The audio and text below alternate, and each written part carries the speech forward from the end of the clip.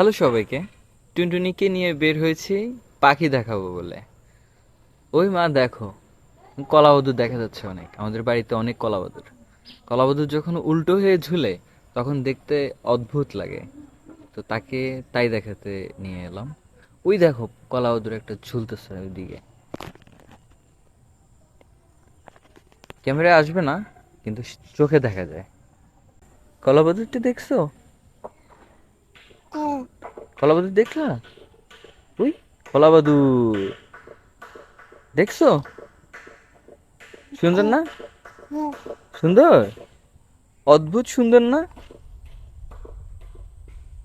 মেঘে ডাকে, সুন্দর না?